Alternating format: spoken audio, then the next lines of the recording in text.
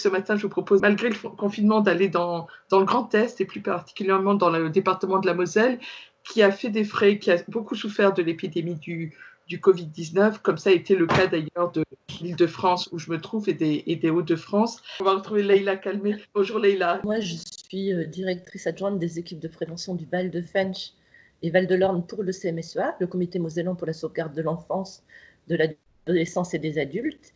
Et nous sommes des travailleurs sociaux et des équipes de prévention spécialisées, donc composées essentiellement d'éducateurs de rue. Mm. Ce qu'on appelle les éducateurs de rue, qui vont au contact des jeunes dans la rue, mais qui, dans cette situation de crise, ont dû réadapter leur mode d'action. Oui. Et ne pas abandonner les personnes les plus vulnérables, c'est-à-dire les enfants. Nous sommes protection de l'enfance pour les 10-21 ans, et leurs familles en l'occurrence, parce que dans cet isolement, les familles étaient très impactées. Le fait d'être confiné en appartement, bon, j'ai envie de dire qu'on n'a pas l'habitude de ça, et même les familles n'ont pas l'habitude de vivre ensemble, ou 24 heures sur 24, ou sinon pendant les vacances. Et pendant les vacances, on a des occupations particulières, on attend les vacances avec impatience. Là, c'est quelque chose qui a été imposé. Tout le monde s'est retrouvé enfermé quelque part dans des appartements. Pas tout le monde, hein. Certains ont la chance d'avoir un jardin, un balcon, mais pour nos publics, c'est beaucoup plus rare. Et vivre à 6-7 dans un petit appartement, c'est très très compliqué, et il faut gérer toutes les angoisses des enfants, les angoisses des parents, les incertitudes, parce qu'on sait très bien, et c'est dit dans tous les médias, qu'il va y avoir une grosse crise économique derrière, et donc chacun est inquiet pour son emploi. Le système D, certaines familles, il faut le dire aussi, se débrouillaient en faisant des ménages par-ci. C'est pas quelque chose qu'on cautionne, mais qu'on comprend, et qui sont retrouvés privés de revenus. Et puis toutes les personnes vulnérables qui comptaient les uns sur les autres, dans lesquelles la solidarité s'exerçait. Et tout s'arrête d'un coup. Je pense aux personnes âgées, par exemple, qui voyaient leurs enfants, les voisins, sans problème. Et tout s'arrête d'un coup. Donc il faut penser à toutes les personnes et savoir à quel moment on a un rôle à jouer, comment est-ce qu'on peut apaiser les tensions, quelle façon. Et c'est pour ça que je dis souvent, les éducateurs ont été très très créatifs et très réactifs, parce qu'ils ont tout de suite senti là où il y avait des difficultés ou des tensions. Et pour apaiser les tensions, prenez du temps pour discuter avec le jeune, prenez du temps pour discuter avec la famille, et invitez le jeune à une activité quelque part créée de toutes pièces, hein. Par exemple un jeu collectif avec le copain qu'il ne voit plus depuis un moment, dont il a parlé dans la conversation téléphonique, faire du lien, faire une partie de jeu avec les deux, rassurer les parents, trouver des solutions, j'ai envie de dire, un peu. Par exemple, on se rend compte que l'angoisse des parents, c'est qu'ils n'arrivent pas à payer le loyer et qu'ils sont noyés dans des problématiques, avec en plus les enfants qui sont là et qui sollicitent. Leur permettre, par exemple, leur donner la petite idée qu'il faut appeler peut-être le bailleur, et en fonction de ce que dirait le bailleur, aller voir peut-être nous les assistants, pour qu'ils appellent par exemple le CCAS de la ville, pour avoir un soutien peut-être plus sur de l'alimentaire, pour dégager un peu d'argent pour le loyer, ou ce genre de bricolage qui fait que les personnes ne se retrouvaient plus seules, enfermées avec leurs problèmes, leurs enfants et leurs angoisses, mais avec des personnes de l'extérieur, donc nos équipes de prévention, qui prenaient le temps de discuter avec elles, qui leur prêtaient un intérêt individualisé, singularisé, pour dire mais vous n'êtes pas toute seule dans cette situation, ou vous n'êtes pas tout seul dans cette situation, on est là et on va s'organiser pour que ça aille le mieux possible pour vous et pour vos enfants. Et cette population à laquelle tu fais référence, elle était déjà identifiée avant l'épidémie? Alors, Où elle a grandi du fait de l'épidémie? il y a des deux. Il y a les familles qu'on connaît, effectivement, les jeunes qu'on connaît, les familles qu'on connaît, mais il y a eu aussi beaucoup d'autres personnes qui sont venues s'ajouter. C'est des personnes qui passent je dirais, de façon anonyme, qui n'ont pas forcément besoin des équipes de prévention, qui ne les sollicitent pas forcément, et qui, dans ce contexte-là, ont eu besoin d'une oreille attentive. Et c'est le rôle qu'ont joué nos éducateurs, et notamment dans les questions de médiation. Soit ce sont des personnes qui nous ont appelés naturellement, soit ce sont des assistantes sociales qui nous ont dit attention, là, il y a une famille, ce serait bien de passer un petit coup de fil, etc. Mais voilà, en principe, il y a eu de nouvelles personnes, quasiment sur tous les secteurs. On sait très bien qu'une personne qui a des difficultés et pas toujours, prend pas toujours l'initiative d'appeler au secours. On est Donc, c'est une d'accord. multiplication des coups de fil. Les éducateurs, chacun avait son groupe de travail, si vous voulez, et appelait les familles en disant écoutez, je m'inquiète pour vous, je voulais savoir comment ça se passe, est-ce que tout va bien, comment vous organisez, etc., pour permettre aux parents de pouvoir parler et aux enfants aussi, parce qu'on a des soucis derrière qui nous inquiètent beaucoup. C'est la question du décrochage scolaire. Ça, c'est vous savez, entre les jeunes qui sont tout de suite arrivés en disant oui, super, on va plus à l'école parce que c'est pesant quand même. C'est pas vraiment des vacances, hein. Voilà. Et puis les devoirs qui arrivaient, alors soit on met le mouchoir dessus et on dit bah non, j'ai rien à faire, etc. Ça, c'était une des facilités. Ou soit ça a généré de l'angoisse, c'est-à-dire bah mince, je reçois plein de devoirs et comment faire. Et Avec des parents qui sont, voilà, des parents, pardon, qui sont pas la capacité d'accompagner leurs enfants, là. ce qui les ramène à un échec personnel, qu'ils vivent plus ou moins bien. Pas d'outils, pas d'ordinateur, pas d'imprimante. Enfin voilà, ça a été des choses qui sont surajoutées et sur lesquelles nous, il a fallu qu'on agisse aussi. C'est-à-dire qu'on s'est mis en lien avec les CPE, avec les familles. On est allé imprimer des devoirs, chercher des devoirs, distribuer des devoirs, soutenir sur des jeunes par téléphone ou par Skype bon alors quelle est la difficulté, on va en parler. On fait le devoir, on soutient l'enfant dans le devoir et puis après ça devient un réflexe, on l'espère en tout cas. Et du coup, ils se mettent moins la pression, ils travaillent tranquillement et puis ils remettent leurs devoirs. Mais néanmoins, c'est quelque chose qui nous inquiète pour l'avenir. Est-ce qu'effectivement, ces mesures qui ont été déployées pendant ces presque 2 mois de confinement peuvent être pérennisées dans le temps? Est-ce que c'est l'idée quand même de ton… Ça va être une priorité, je pense, pour mes équipes de prévention, pour les équipes de prévention CMSEA, mais aussi pour les autres collègues. Ça va être une priorité et je pense que toutes les associations de terrain vont travailler sur la question du rattrapage scolaire ou d'éviter un trop fort taux de décrochage scolaire, notamment chez les jeunes, parce que si on ne rattrape pas ça tout de suite, on pense que, c'est certain, ça va soit les décourager, soit, voilà. On a beaucoup de jeunes qui sont en quête d'avenir, qui sont sur une transition et qui sont sur des concours et tout ça, ça génère beaucoup d'inquiétudes et ça va effectivement être une de nos priorités. D'autant qu'on a déjà compris que cette année, il n'y aura pas de vacances comme toutes les autres années, c'est-à-dire que les gens ne partiront pas à l'étranger, il n'y aura pas de vacances au bled, sans doute pas. C'est mal engagé en tout cas. Ouais.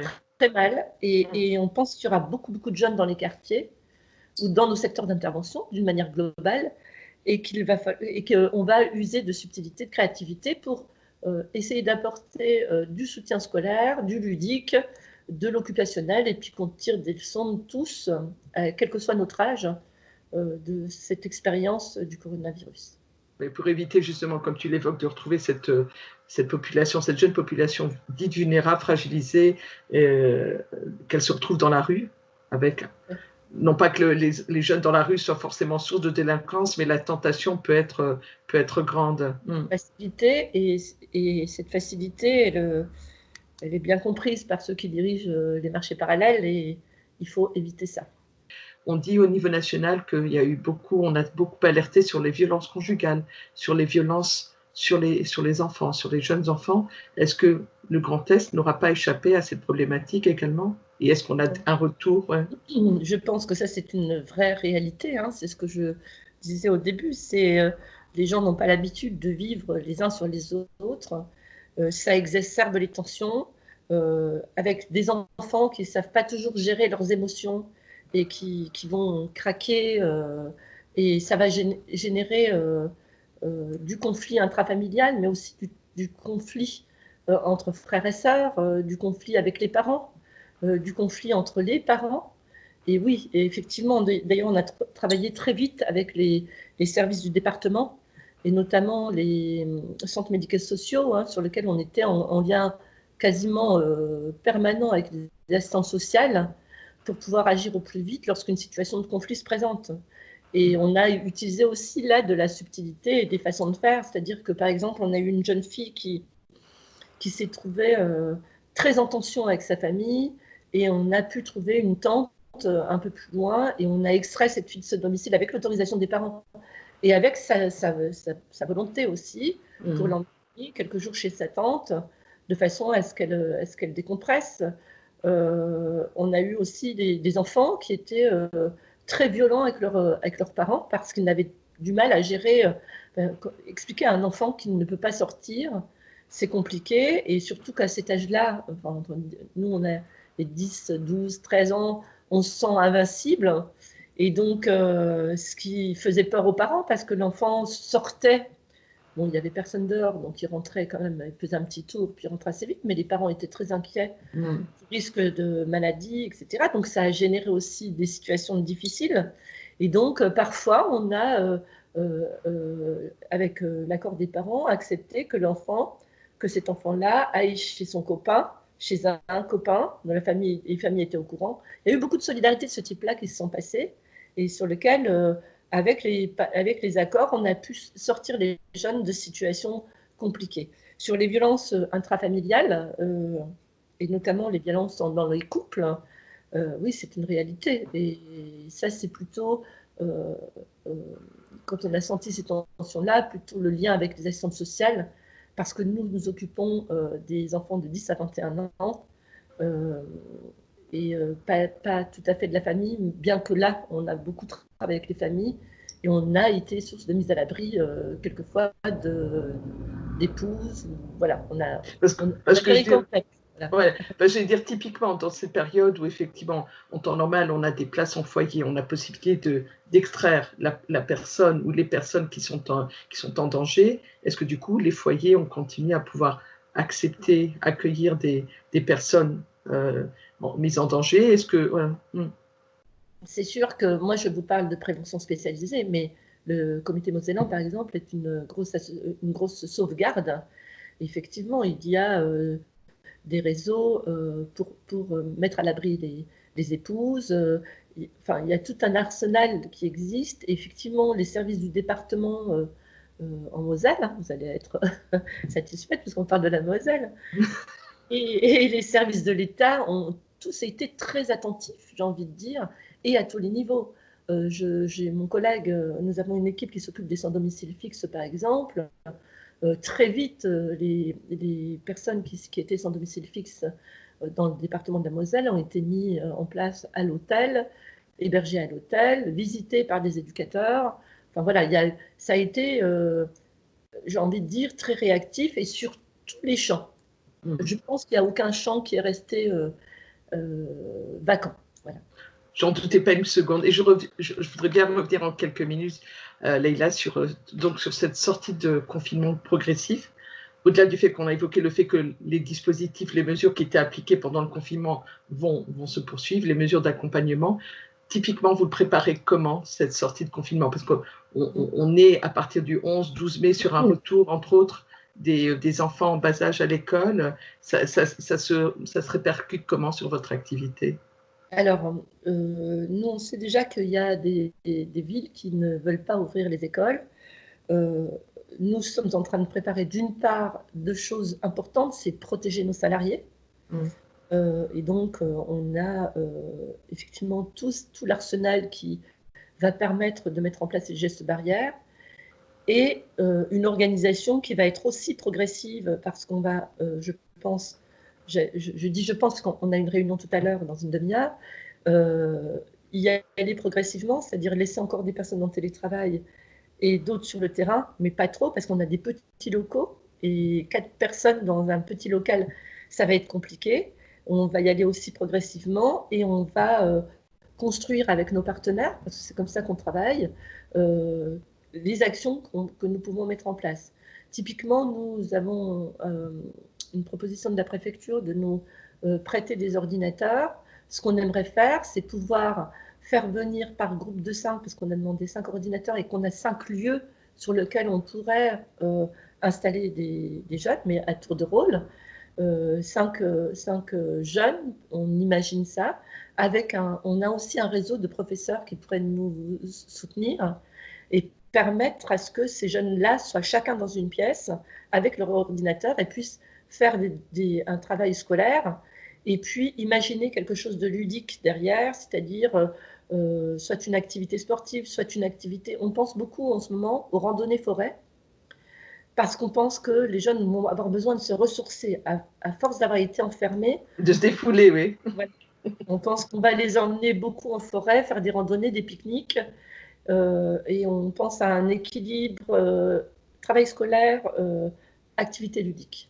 Oui. Sachant qu'on l'évoquait un peu plus tôt, c'est qu'il va falloir user d'idées ingénieuses pour occuper ces jeunes une partie de l'été aussi, vraisemblablement jusqu'à la rentrée scolaire de septembre. Voilà. Puis, vous savez, le plus difficile dans notre métier, c'est de les intéresser. C'est d'aller sur leurs attentes. Donc, on va observer leurs attentes et on pense voilà, à tout un tas de choses pour les occuper effectivement tout l'été en essayant de rendre rentable ces mois d'été où ils ne partiront pas, en mélangeant un peu remise à niveau et loisirs. Je fais confiance à l'ingéniosité et à la générosité des Mosellans que je connais bien. Merci beaucoup, Leïla Calmet. Avant de conclure cette interview, merci encore et de te libérer pour cette prochaine réunion. On a toutes les deux des origines communes mosellanes, mais de l'autre côté de la Méditerranée, la Kabylie, et c'est vrai que nos pensées aujourd'hui vont pour la mémoire de Edir, de Dahamil, qui nous a quittés il y a quelques jours, et on se le disait en préparant cette interview qu'on écoute, on écoute et on continuera à écouter encore Edir. Voilà, on voulait lui rendre hommage à notre manière. Ouais. Il a bercé notre enfance, il nous a fait grandir. Et on pense à lui, à sa famille, à sa fille, à toute sa famille, quoi. Et à toute la famille. Ouais. C'est peut-être une manière d'occuper les jeunes Mosellans, de leur demander d'illustrer. Oui. Voilà, c'est peut-être quelque chose à faire autour, parce que je pense qu'il y a toujours, c'était mon cas il y a quelques décennies, mais qu'il y a toujours une forte communauté maghrébine, algérienne et kabyle, je pense, en Moselle. Donc peut-être l'idée, effectivement, de solliciter nos jeunes pour identifier et suggérer comme ça des hommages à Edir. Tiens, c'est peut-être une idée à lancer. Et j'ai envie d'ajouter que oui. Edir, effectivement, rend hommage à toute la Kabylie, mais on peut rendre hommage à toute l'Algérie, parce qu'il était algérien aussi. Et tous les Algériens ont été bercés sur Edir, mais aussi à l'international. Je pense que c'était quelqu'un d'universel. Et cette universalité-là, elle est tellement rare et précieuse que je pense qu'on peut lui rendre hommage pour ça aussi. Ouais. Il va nous manquer en tout cas. Merci beaucoup, Leïla.